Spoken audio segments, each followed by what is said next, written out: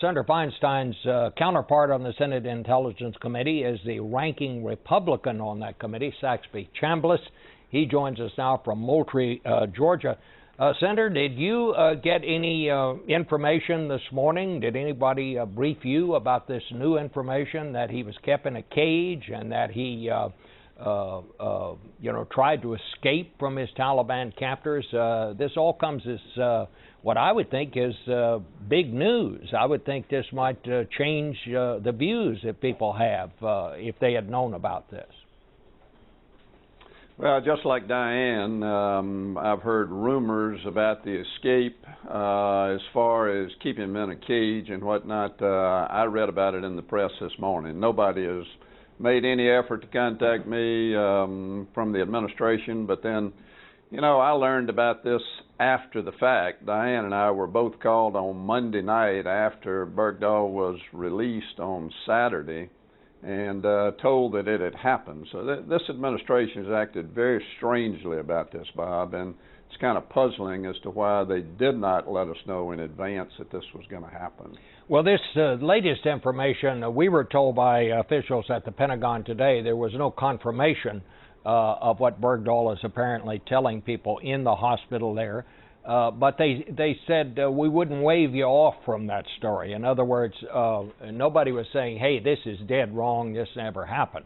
Does that suggest to you that, well, I don't know what it suggests. A couple of things. I would think maybe they're trying to check this out. Maybe they're not quite sure of what they've been told.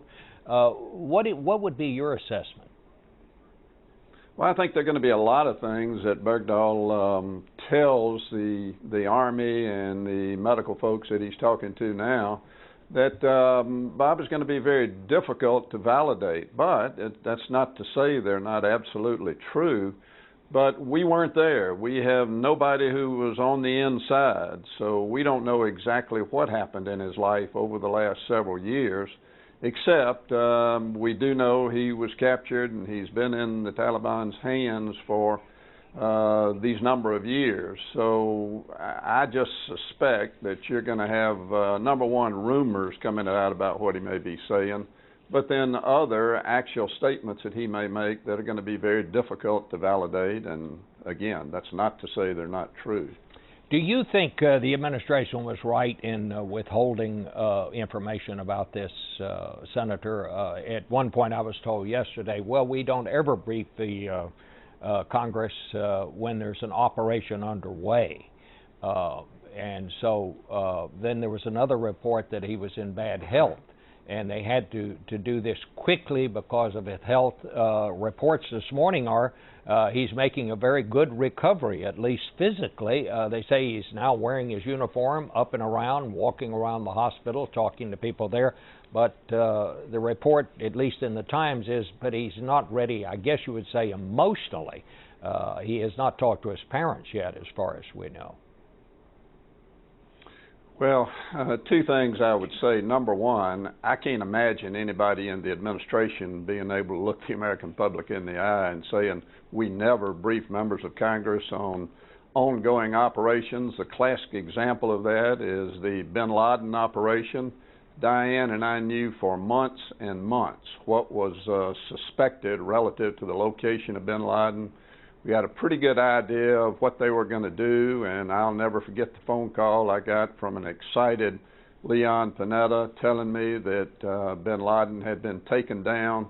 Those types of things are briefed to us on a regular basis. Not a day goes by, Bob, that I don't get briefed on some classified aspect of our intelligence community, a lot of which is ongoing operations.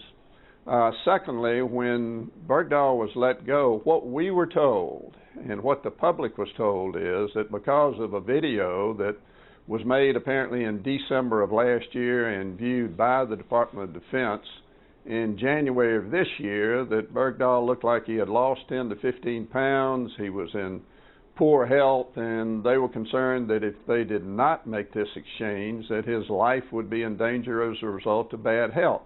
Well, no intelligence supported that.